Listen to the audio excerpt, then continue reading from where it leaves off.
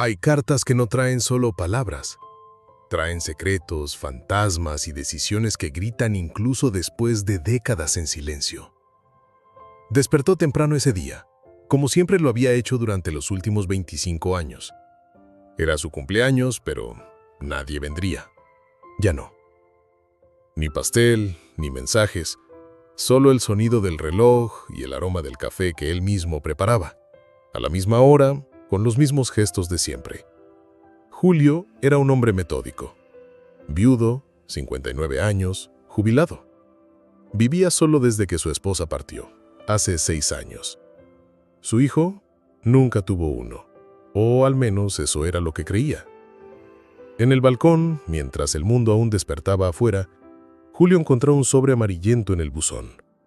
Sin remitente, sin sello postal, sin dirección. Solo su nombre, Julio Andrade. La caligrafía era temblorosa, casi infantil. Dudó antes de abrirlo, pero la curiosidad venció. Señor Julio, sé que esta carta le va a causar sorpresa, tal vez ira, pero escribo porque ya no me queda tiempo. Mi nombre es Elisa. Soy su hija. Julio sintió que el corazón se le saltaba un latido. La mano le tembló. El aire pareció desaparecer. Mi madre se llamaba Mariana. Se conocieron en Florianópolis. Ella nunca le contó que estaba embarazada. Me crió sola. Supe de usted hace pocos meses cuando ella falleció y me dejó una carta explicándolo todo. Yo quería haber tenido tiempo para venir hasta usted, pero estoy enferma. Tengo cáncer en etapa avanzada. Mis médicos dicen que el final está cerca, pero antes de que llegue ese final, necesitaba intentarlo. Necesito que sepa que existo. Tengo una hija, su nieta. Se llama Clara. Clara, una nieta. La mente de Julio daba vueltas, palabras desordenadas, recuerdos antiguos tratando de encajar. No quiero nada, papá. No estoy pidiendo disculpas ni explicaciones. Solo quiero que sepa que por más que usted haya estado ausente, yo deseé conocerlo. Estoy en la ciudad de São Pedro do Vale, internada en el Hospital Santo Ángel. Si puede, venga. Con cariño. Elisa. Silencio. El mundo parecía más silencioso que nunca. Julio miraba la carta como quien mira un espejo roto, viendo una parte de sí mismo que no sabía que existía. No sabía si era real, pero tampoco no sabía si podía arriesgarse a que no lo fuera. A las 10 de la mañana, el viejo auto guardado durante meses salió del garaje. Julio se dirigió por la carretera rumbo a lo desconocido. Un viaje que duraría casi 5 horas. Tiempo suficiente para preguntarse 1000 veces, ¿y si es verdad? ¿Y si ella es realmente mi hija? ¿Y si está muriendo? Y todo lo que quiere es verme una vez. En el asiento del copiloto, la carta. En el pecho, un peso que no sabía si era miedo, vergüenza o esperanza. A veces la vida da vueltas demasiado largas, pero hay reencuentros que no exigen tiempo, solo valor para enfrentar lo que pudo haber sido. El cielo estaba nublado cuando Julio llegó a la ciudad. São Pedro do Vale era pequeña, casi silenciosa. Las calles empedradas y los muros con pintura descarapelada parecían congelados en el tiempo. El Hospital Santo Ángel quedaba en lo alto de una colina, rodeado por árboles antiguos. Era un edificio sencillo, con ventanas amplias y pasillos que olían a desinfectante y tiempo. Julio subió los escalones despacio. No sentía las piernas. Cada paso era una pregunta sin respuesta. En el mostrador habló con la recepcionista, voz baja, casi avergonzada. Vengo a visitar a Elisa Fernández. ¿Familiar?, preguntó la joven tecleando en el sistema. Él dudó. Después respiró hondo. Padre. La mujer lo miró, sin reacción por un instante. Después sonrió, como quien entiende más de lo que dice. Habitación 214. Está al final del pasillo a la izquierda.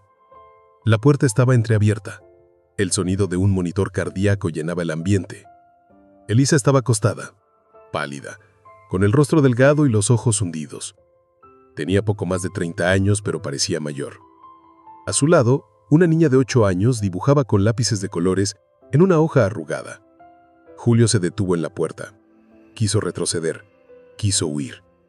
Pero algo lo mantuvo ahí. Tal vez la carta, tal vez el tiempo perdido. La niña miró primero. «Mami, hay un señor en la puerta». Elisa abrió los ojos lentamente. Cuando vio a Julio, el tiempo pareció detenerse. Ella no sonrió, ni lloró. Solo lo miró, como si reconociera un retrato que siempre quiso ver de cerca. «¿Julio?», preguntó con voz débil. Él asintió. Ella giró el rostro conteniendo la emoción. «Pensé que no vendrías». Julio entró. Cerró la puerta tras de sí. Se acercó con pasos lentos, como quien teme romper algo demasiado frágil. «Yo no sabía de ti, Elisa». «Lo sé», respondió ella con calma.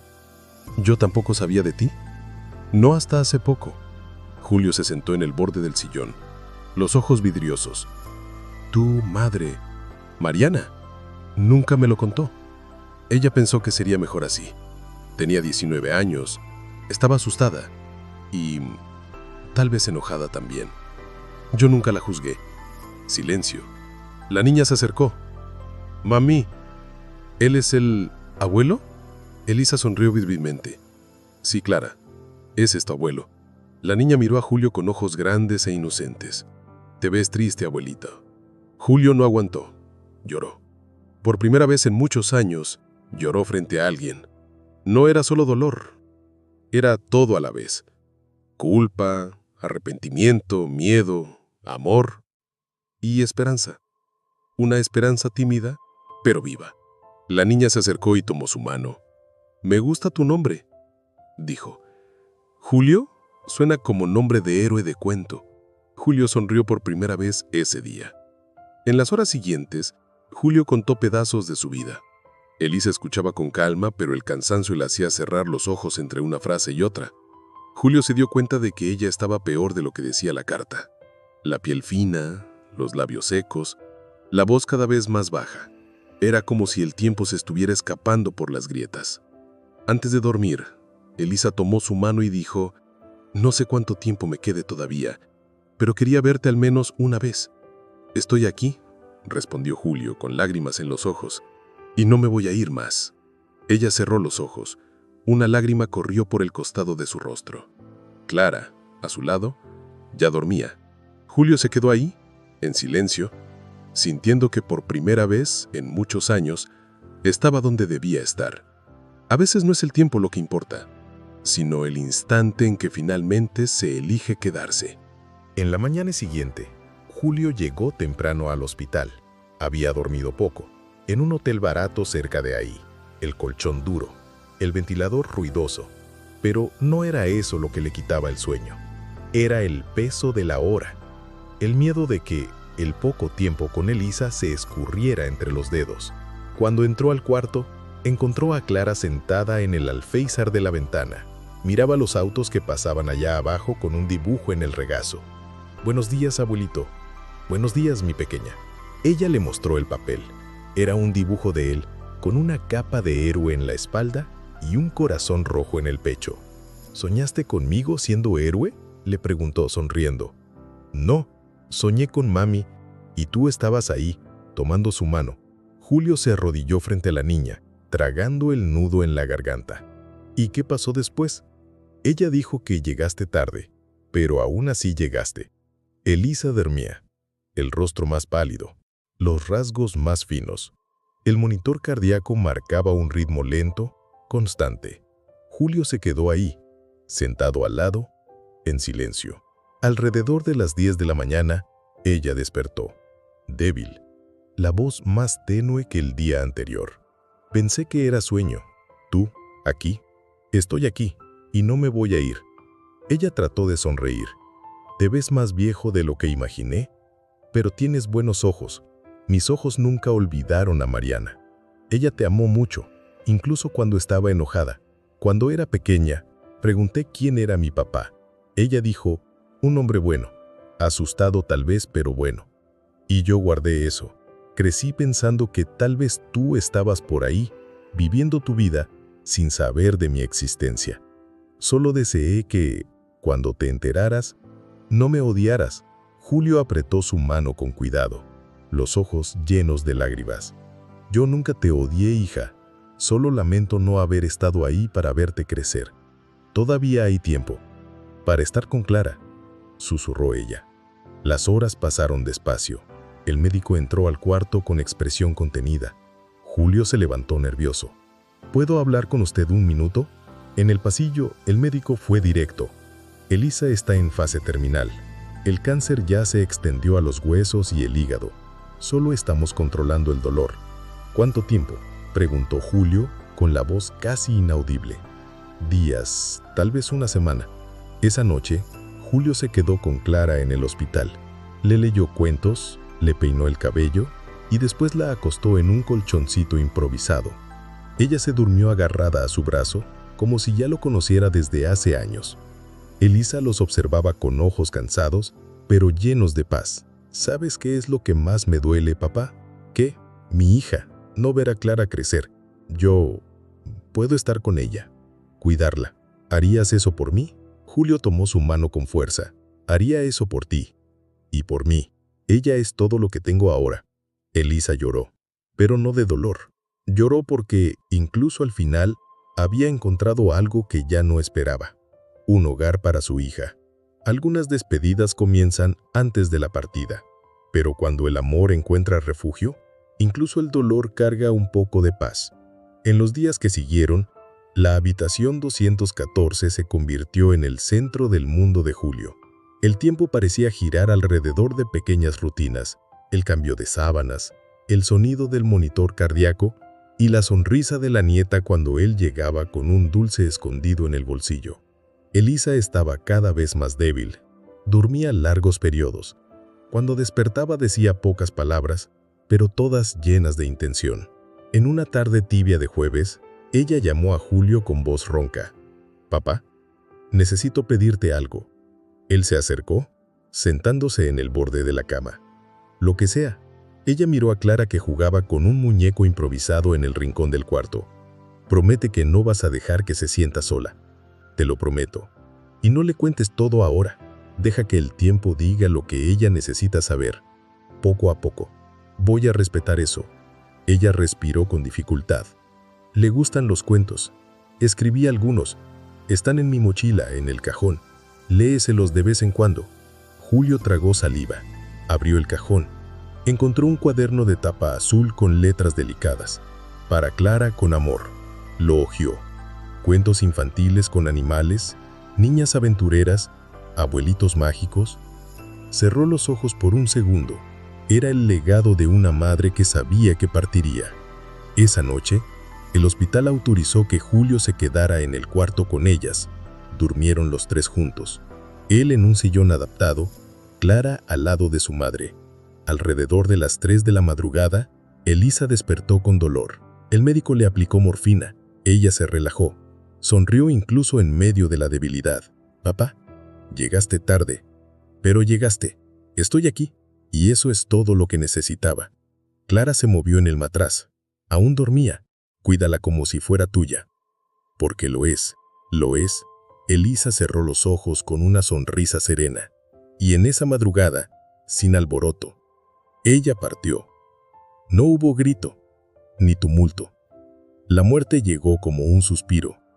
Clara siguió durmiendo, y Julio, en silencio, sostuvo la mano de su hija hasta que el monitor dejó de parpadear. El sol salió algunas horas después, tiñendo el cielo con tonos dorados. Julio miró el cuerpo inmóvil de Elisa y por primera vez sintió un tipo diferente de dolor. No el dolor de la pérdida, sino el dolor del descubrimiento tardío. A veces, la vida nos lleva a una despedida para devolvernos un comienzo. El funeral de Elisa fue sencillo. Pocos amigos, 2 enfermeros, una trabajadora social y Julio. Clara sostenía firme la mano del abuelo. Sus ojos estaban secos, pero su silencio gritaba. La niña parecía entender lo que había pasado, aunque nadie le hubiera dicho la palabra muerte. «¿Mami se convirtió en estrella?», preguntó mirando al cielo nublado. Julio se agachó, sus ojos en los de ella. Creo que sí, una de las más bonitas. Clara apoyó el rostro en el pecho del abuelo. Él sintió el olor de su cabello, una mezcla de champú barato e infancia interrumpida. La trabajadora social se acercó al final de la ceremonia. El Estado necesitaría autorizar la custodia. Julio no era reconocido como abuelo legalmente. Podemos iniciar el proceso, pero tomará algún tiempo. No me importa, dijo él. No la voy a dejar sola. En los días siguientes, Julio se dividió entre papeleo, entrevistas e historias de cuna. Clara ahora dormía con él en el pequeño cuarto de hotel. Por las noches, le pedía que leyera uno de los cuentos de su madre. Pero lee con voz de abuelito mágico, le decía. Julio se adaptó, lentamente. Aprendió a hacer trenzas, a preparar avena como a ella le gustaba, a interpretar monstruos tontos al final del día. Pero por las noches, cuando Clara dormía, él lloraba, por la hija que conoció tarde, por el tiempo que nunca volvería, por la nueva vida que comenzaba a los 65 años. Un día, mientras Clara dibujaba en el lobby del hotel, lo miró y preguntó, «Abuelito, ¿tú también te vas a morir?» Él sonrió tristemente. «Un día, pero espero que tarde mucho. ¿Y hasta entonces, te vas a quedar conmigo?» «Siempre, incluso cuando no esté cerca». Ella volvió a dibujar y dijo, «Entonces, yo también me voy a convertir en estrella cuando crezca, para encontrarte». Julio se paralizó. El tiempo se congeló por un segundo. Y supo ahí mismo que haría de todo para que esa niña tuviera una vida liviana después de todo. La vida insiste en seguir, incluso cuando creemos que no podemos dar ni un paso más. Julio consiguió la custodia provisional de Clara 2 meses después. Dejó el hotel y alquiló una pequeña casa en la misma ciudad donde Elisa había vivido. No quiso volver a su ciudad natal. Ahí, entre las calles donde su hija creció, sentía que estaba más cerca de ella.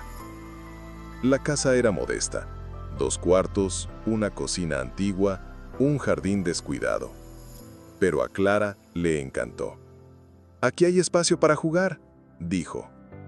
Julio compró una bicicleta usada, plantó girasoles en el patio, aprendió a hacer panqueques. Poco a poco, las paredes de la casa comenzaron a guardar risas. Clara entró a la escuela, hizo amigos, traía dibujos casi todos los días y decía, «Hoy mami se convirtió en árbol, mira». Julio los colgaba todos en el refrigerador. En algunas noches soñaba con Elisa. Ella lo observaba desde lejos, sin decir nada. Pero sonreía, y eso bastaba. Un día, Clara volvió de la escuela con un papel arrugado. «La señora Sandra mandó esto, es para una reunión». Era la primera reunión de padres de la niña. Julio se puso su mejor camisa, se peinó y fue. Se sentó al fondo del salón, tímido. Cuando la maestra preguntó, «¿Quién es el responsable de Clara?», él levantó la mano. «Yo soy el abuelo de ella, pero estoy tratando de ser más que eso». La maestra sonrió. «Lo está haciendo muy bien».